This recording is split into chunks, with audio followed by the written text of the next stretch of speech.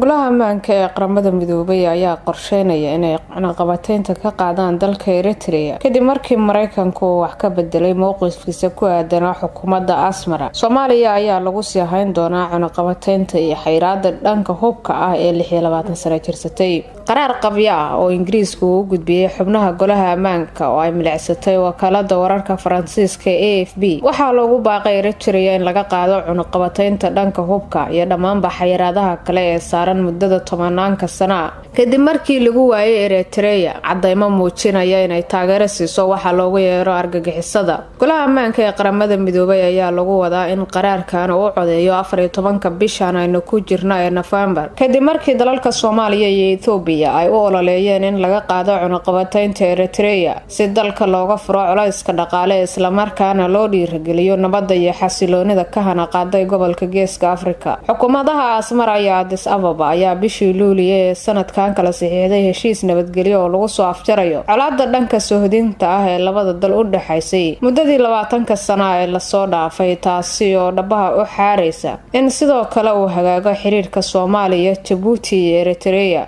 wasiirada arrimaha dibadda Soomaaliya, Ethiopia iyo Eritrea oo ka hadlayay kulanka sanadlaha ah ee golaha guud ee qaramada midoobay oo dhawaan ka dhacay magaalada New York ayaa si wada jir ah golaha guud ugu booriyay in la qaado cunaqabataynta dhanka hubka ah ee saaran Eritrea oo ay sheegeen in laga gudbay sababihii keenay. Hase yeeshee waxaa dalabkaas ka hor yimid dowladda Mareykanka oo ku adkaysanaysa in marka hore taliska siyaasi Afwerki uu hagaajiyo xiriirka xuquuqda aadanaha ee dalkaas, taasi oo loo fasirtay in gorgortan siyaasadeed ay Washington kula dhaqaaqayso Eritrea isla markaana ay Eritrea dhagaha ka furaysatay. waxaase muuqata in labada dal ay xal u heleen xarig jiidkooda. Golaha ammaanka ee qaramada midoobay ayaa sanadkii 2009 Eritrea waxa ay ku soo rogeen cunaqabatayn dhanka hubka, dhaqaalaha iyo socdaalka ah kadib markii lagu eedeeyay in ay taageerto ururka Al-Shabaab ee Soomaaliya. hase yeeshee xukuumadda Asmara ayaa gaashaanka u dururtay eedeymaha loo jeediyay. Golaha ammaanka ee qaramada midoobay ayaa dalalka Eritrea Djibouti waxay ku gubaabinayaan inay hagaajiyaan xiriirka ka dhaxeeya si loo aanbaqaado kulamadii nabadda ee labada dal.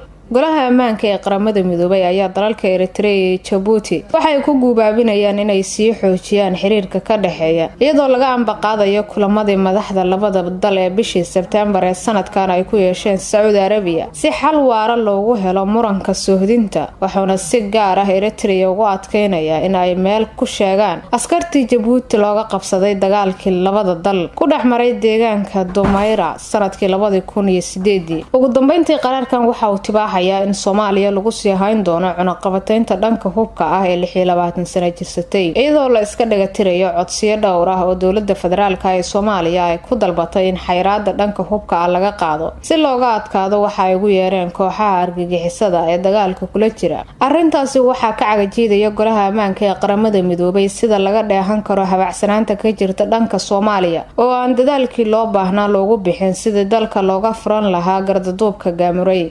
sidoo kale golaha ammaanka ee qaramada midoobay ayaa u muuqda mid ka gaabiyay inuu carabaabo warbixin bishii Oktoobar ee sanadkan ay soo saareen khubaro ka tirsan guddiga golaha ammaanka u qaabilsan dhinaca kormeerka cunaqabataynta hubka saaran Soomaaliya, taasi oo dalka Imaaraadka Carabta ay ku eedeeyeen inay ku xadgudbeen cunaqabatayntii dhanka hubka ka saarnayd Soomaaliya. Golaha ammaanka ee qaramada midoobay ayaa Soomaaliya ku soo rogay cunaqabataynta dhanka hubka sanadkii 1992 si loo joojiyo hubka ku qulqulaya kooxaha isku haya dagaalka sokeeye ee ka jira Soomaaliya kadib diristii madaxweynihii Soomaaliya Maxamed Siyaad Barre.